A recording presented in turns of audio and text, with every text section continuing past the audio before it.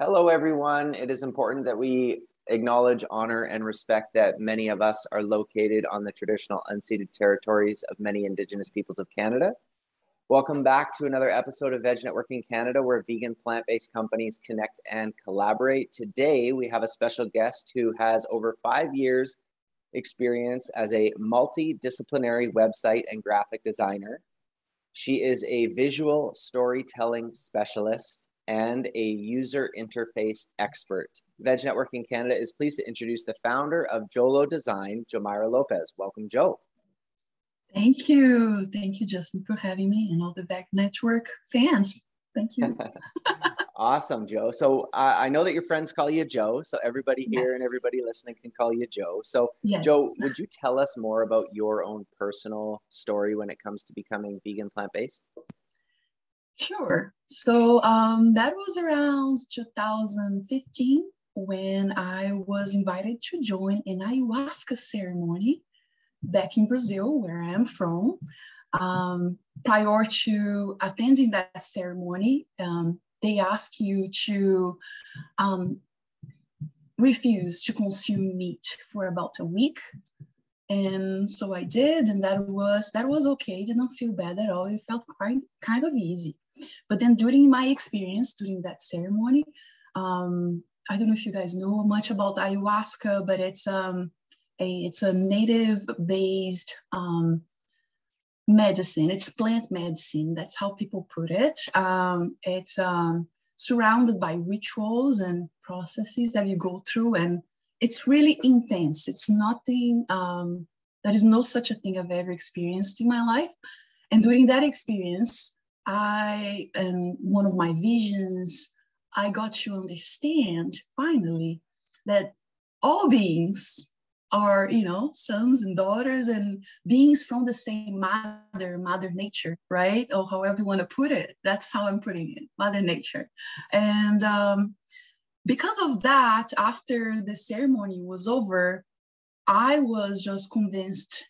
I understood it to a degree. It was such a simple lesson, but yet in the way it was delivered was so powerful that I was just convinced that is it. I'm not going to go back to eating meat. I had already been a week off of it. So what's the issue? I just kept going. And right away, I went vegan. However, due to societal pressures, I was kind of ping-pong between vegetarian and vegan. In my heart, I was vegan, but society, the people around me would be like, no, but you got to be flexible, quote unquote, flexible, eat this and that, make it easy for us. And that was a lot of pressure at first that I was not prepared to face. And so that was a ping-ponging there for about a year. But so I decided, you know what, that was a very, very important lesson in there for me, which was to really stick to my convictions. That was just the beginning of a lot of other changes that would take place. And that was the first time that I was like, no, you got to stick to it. In your heart, you want to go fully vegan, then that's it. And that has been one of the best decisions of my life. Wow. So that is a first so far for Veg Networking Canada. I don't think a last in terms of plant medicine, ayahuasca, and what that can do for folks in a very, very positive way. So very cool story. Thank you so much. Now, the next question for you is about your entrepreneurial start or your entrepreneur origin story. Did that happen with the web design and graphic specialty that you have now, or was it something before? Sure. So my father was an entrepreneur himself, and I grew up watching him managing his businesses. He had, throughout my life, while he was still alive, I saw him going through two main businesses. He was a welder by trade, and he ran this welding business. The first one went bankrupt. He didn't have any business education. So he was figuring it out as he went. And then he got his second business. And those businesses, especially the second one that I saw him starting and growing, it had a huge impact on me. He had suddenly he would show up with new logos, and I was always a very visual person, and I was amazed on how with such little text and imagery, you could convey an entire message. That was mind-blowing to me. And I remember observing his logos like, oh, interesting. Eventually, he figured that out, that I was a visual person. So he would get me on board on his projects. Early on internet days, we would have, websites, they were blogs. I don't know if you guys remember that. Those are blogs. And he had to put together a portfolio, and he was like, hey, here you go. You take care of that, figure it out. And that was how I got there. Like at that first stage, I didn't know what I was doing. I was just enjoying the whole process. It's an experimentation. It was for him and it was for me. No, not much stakes at that. And so eventually he, like I said, he would have like his main business, and he would also experiment on the sides. He will always have like an idea or something that he would play with. And suddenly, like one day he would be telling you that idea, and the next couple of weeks you would see that thing blooming. Somehow he meant it. He meant it. He would come up with the ideas, whether you believe it or not, he would come up with a way of making them happen. And he passed, that was I think 2008. And around that time, he had just began a business, a rental vacation property business. So he built this whole thing, this house and stuff right outside my hometown. It's called Ipatinga, the name, by the way. It's a place in southeast of Brazil. And we had this place there, and we were there while we were grieving his loss. The business was still going on. We had contracts to honor. We had a lot of things to do about that particular business. The other ones, we just kind of let it die. But that particular one, we still had to keep going. And in the middle of that confusion, I took over the business. And I was like, okay, let's see what we can do here. Let's expand. Let's not only honor those contracts, let's expand it somehow. Because at that point, it became one of our main sources of income. So, I created a page for the business. At the time, it was like, a Facebook page was almost like a website, if you consider it nowadays. And I used my graphic design skills that I had just learned in architecture school, and I applied them to create all advertising materials, and I would be posting, communicating with people. Every now and then I would go to the property, and like me and my family, I gotta give them the credits for that too. We'd keep the property going and in shape. And that was how I remember being so proud, because I booked the whole thing for about 3 to 4 months. And it took only me a couple of weeks. All I needed to do was to talk about the business, put it out there, interact with people, and they were renting it out, and we were fully booked for a couple months. And then eventually I had to move out of my hometown, and my family took over. And then now back in, let's go back to now 2016, when I arrived in Canada with $300, just a place to stay and food. Nonsense, right? I had a boyfriend here. I had studied in Canada before. 2013, I had gotten a scholarship, and I ended up here. I studied here for 1.5 years, all paid for. Look at that opportunity, all paid for.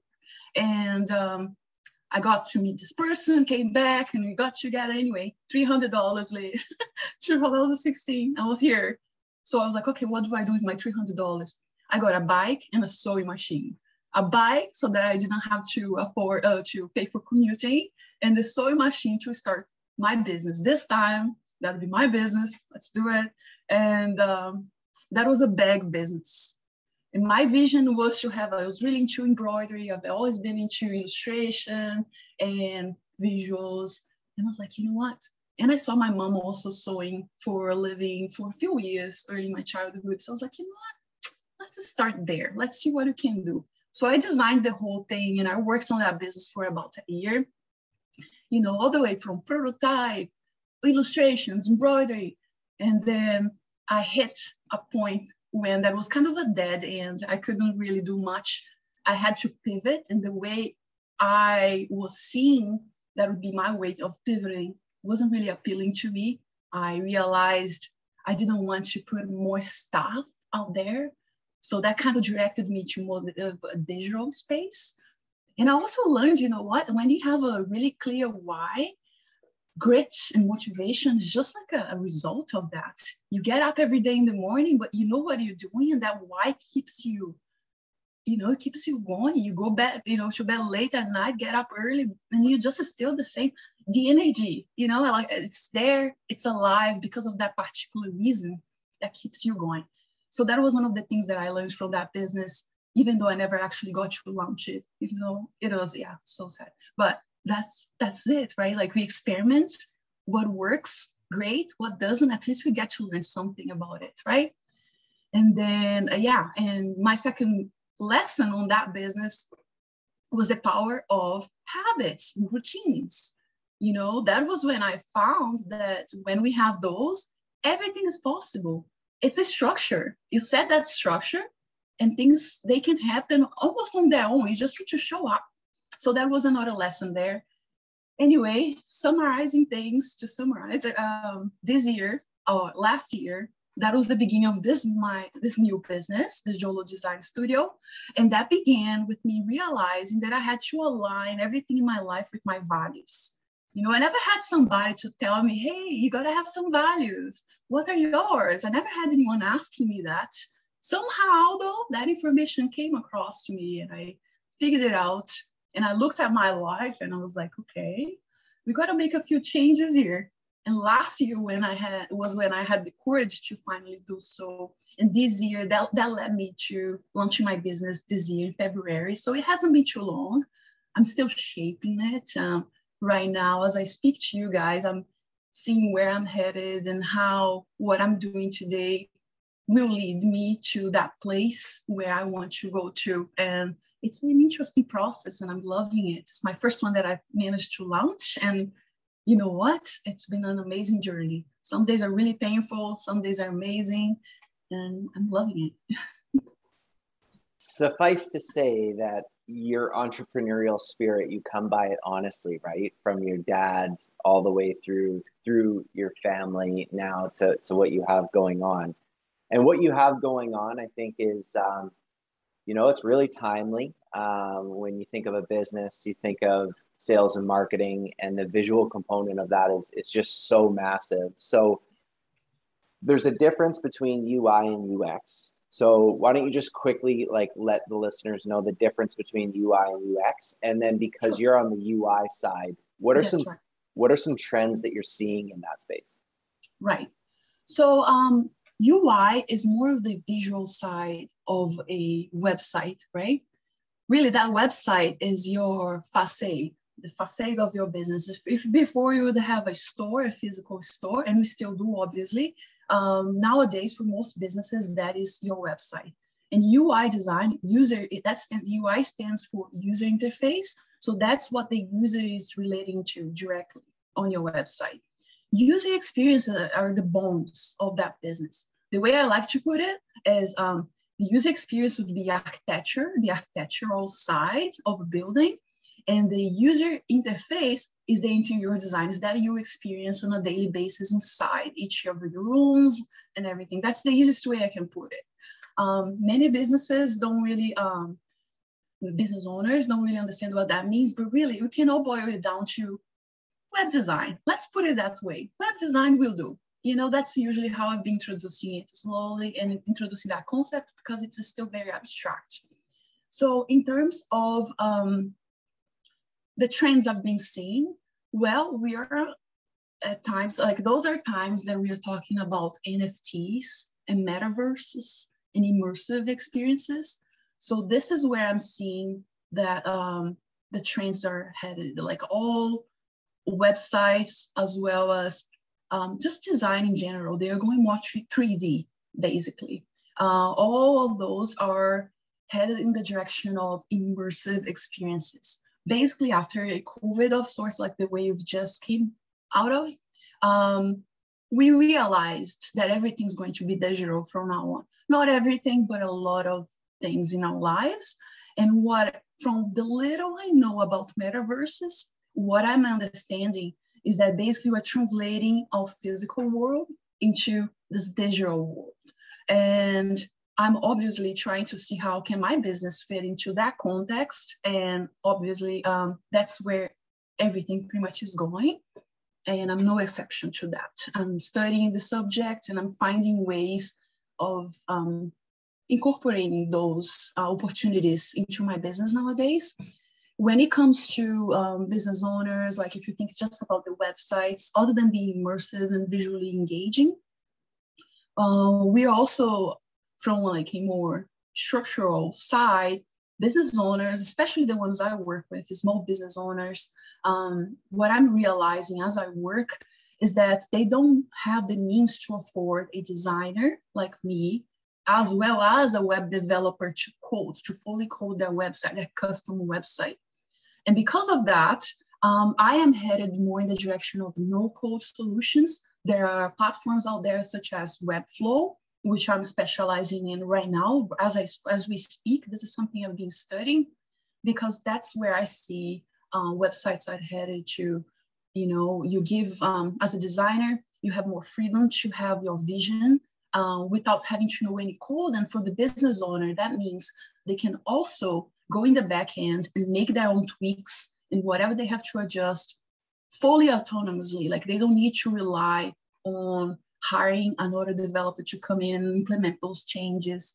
And, you know, websites nowadays, they need to keep on being updated all the time for it to stay engaging. And so that's how I'm seeing that those trends are translating into that particular industry. Yeah, wow. Okay, great. And you sort of answered the next question, which is where is JOLO Designs going in the future in terms of, no, perfect, right? Just flowing. So going into like no code solutions, being like a certified Webflow expert, that kind of thing. In terms of where JOLO Designs is going in the future, anything else that you'd like to add or share? Yes. I'm thinking about expanding into branches, perhaps have some assets and things that we could provide, such as, you know, designs you can buy and you can implement on your own without me having to, you know, design that whole thing for you, like custom. Because what I find is that you can totally buy a template that you like and customize it and make it fit your business. And I'm going to be there offering those, you know, that's more or less where I'm headed. And really, I'm trying to see how I can fit into the metaverses and NFTs and all that good stuff. I just don't know much yet to talk much about it, but we'll get there, right? Yeah, absolutely. So that sounds great. Plug and play, turnkey solutions for business owners, and just keeping things simple for them. And I guess taking one less hat that they have to wear away, right? Right. Yeah. Yes. So we always tell our special guests there's no right or wrong answer when it comes to this. It might have been something that you've done in the past, you might be currently doing it, or might have plans or goals to do it with your business. But the question is, does JOLO Design support any charitable organizations?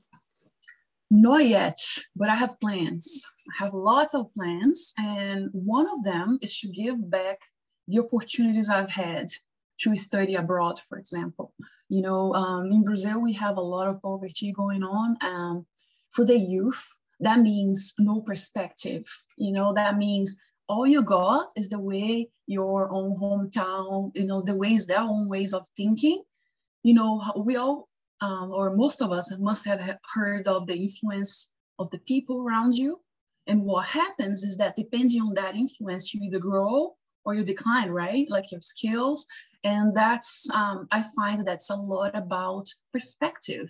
And that perspective we get from traveling. So my goal is to create an institution in the future to provide the youth with opportunities to travel abroad, study a new language, study arts, or those things that people tend to say, oh, they want to give you money, you know, and I find them, no, you're going to give them that opportunity for them to expand in that sense, because I see a lot of value there. And this is what I want to provide them. I want to provide them with an expanded horizon. I find that was that changed my life. Coming to Canada, it was my very first time abroad, very first time on a plane. It was absolutely impactful for my life. It was tremendous. So I find that giving that opportunity back, ever since I got that scholarship, that was already a commitment I made to myself. And now it's just a matter of time. The vision is slowly growing. And, eventually I want to expand that to other countries, but I cannot help but to consider those youth from where I came from, because it's really like they're in those kinds of countries that this impacts them the most, like the people, it's unbelievable, the impact of when we come back from one of those experiences, just our very presence in our stories, it's almost tangible. You can see the people around you growing, So I want to bring that to reality, and hopefully that's not going to take me that long. And yeah, the vision's just growing. I'm very excited about it. Thank you for asking. Oh yeah, no, absolutely. And of course, like many sort of like compassionate, conscious entrepreneurs, you want to help everybody, but it makes total sense to start with the Brazilian youth. And you put it so nicely, like expanding their horizons. That sounds so great. And who knows, in the world that we're in right now, maybe when you find out what you are searching for in terms of immersive experiences, who knows, maybe there's a big tech play as it relates to giving back. But I digress a little bit. So from the time that you sort of took on the family business to all the way fast forward to right now, as an entrepreneur, as a creative, have you found, you can feel free to pick one or multiple books, podcasts, or an app, a mobile app that has helped you as an entrepreneur? Sure. So I'm not a big podcast listener, I gotta admit that, but I love listening to audiobooks, and I refer to a few of them quite often, because what I find is that every time you listen or you read the same book, because you are at a different stage of your life, that impacts you differently. I don't know if you guys agree, but what happens is that every time you get a new lesson, there is something else that lands. So I've been rereading a couple books in the past few years, so I can mention them to you guys. I did have to get a note here because, too many. One of them is Eat That Frog by Brian Tracy. That's a wonderful book for those of us who are overthinkers and we get a little bit lost on our set of priorities. And I love how he kicks you in the butt and get that thing done. The very important, the most important thing first thing in the morning, get it done. I love that book and I refer back to it quite a few times. Another one is The Magic of Thinking Big. That's by David Schwartz. That's a book that I refer back to mostly because it gives me that sense of expansion, expanded thinking, all the possibilities that are out there. And sometimes we get so bogged down by those little things and those little issues that we forget the big picture. And we also don't consider that big picture for you could be even bigger. We could go even farther with that. So that's one I refer back to often. Another one that I've been exploring lately, actually, again, is Think and Grow Rich by Napoleon Hill. Just recently, like I was saying, when we refer back to a book, we get something new from it every time. And that particular book, the ending is fantastic. I'm not going to spoil it, you guys, but you should check it out. It's really like, whoa, was it there before? I don't know, a few years ago, I didn't hear that at all. And now it's just amazing how we can count on mentors of all sorts, all levels of existence. Let's leave it at that.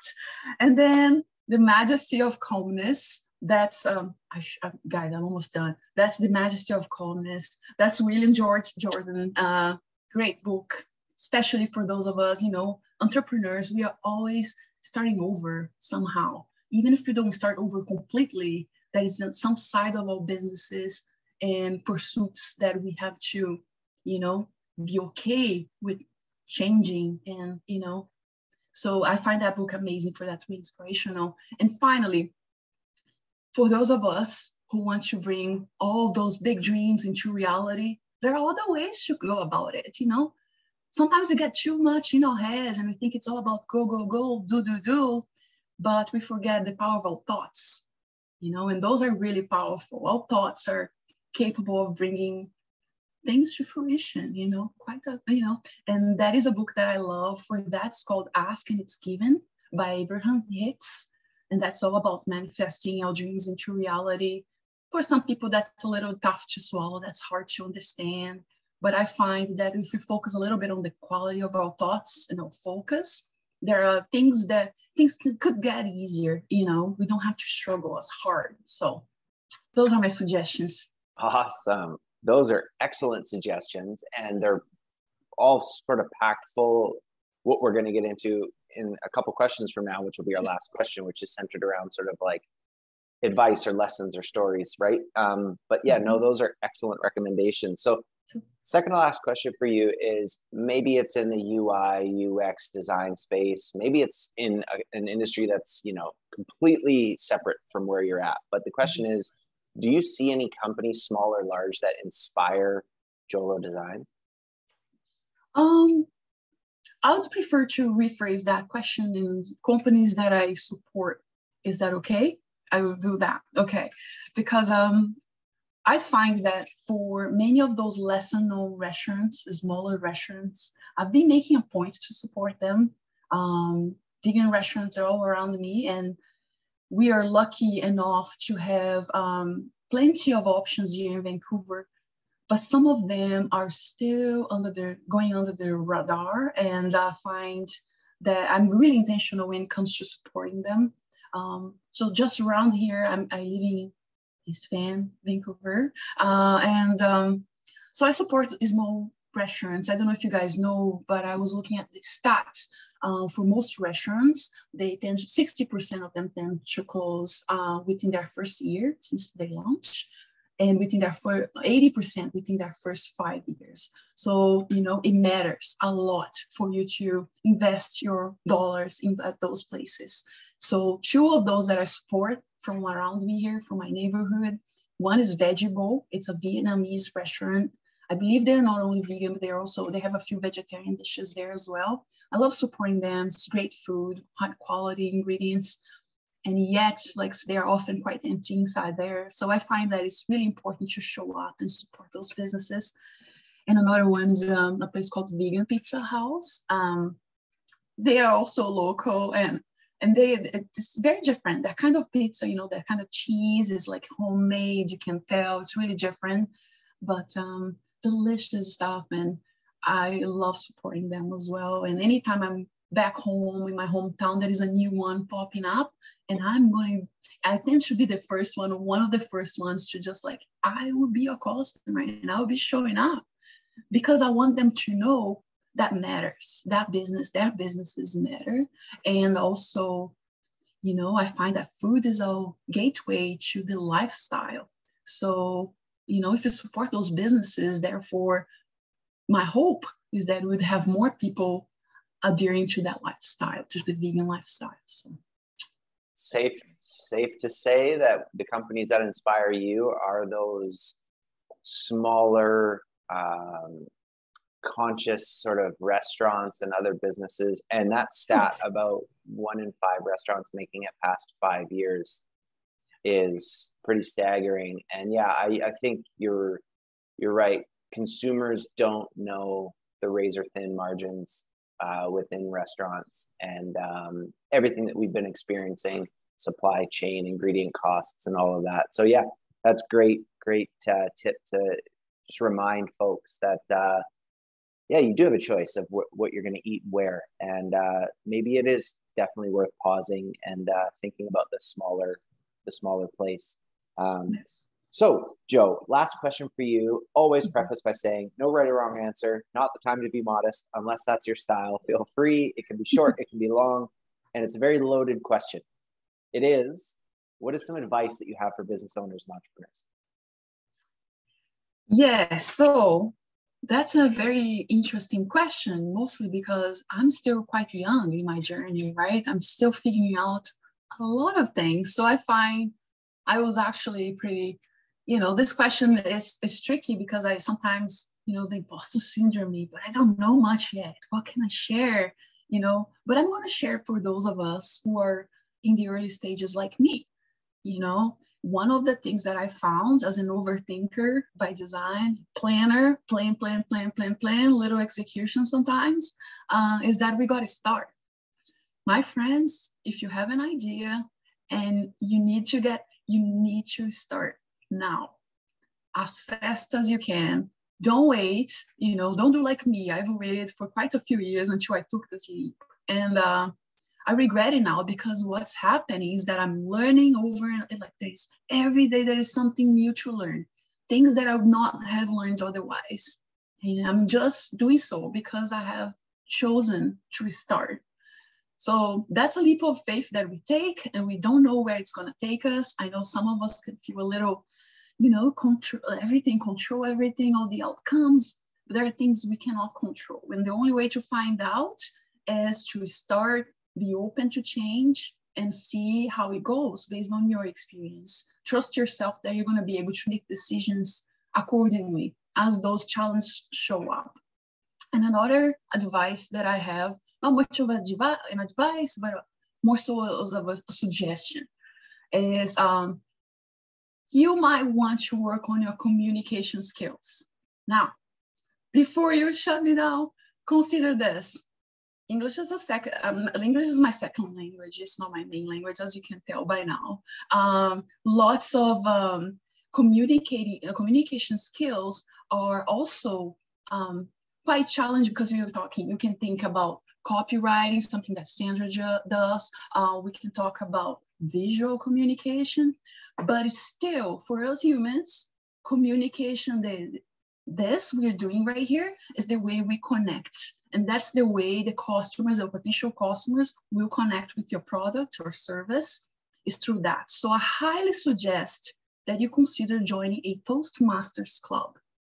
Now, that's been one of the best investments or business moves I've ever done. And that is last year, at the end of last year, I joined a local group called Vancouver Entrepreneurs Toastmasters Club.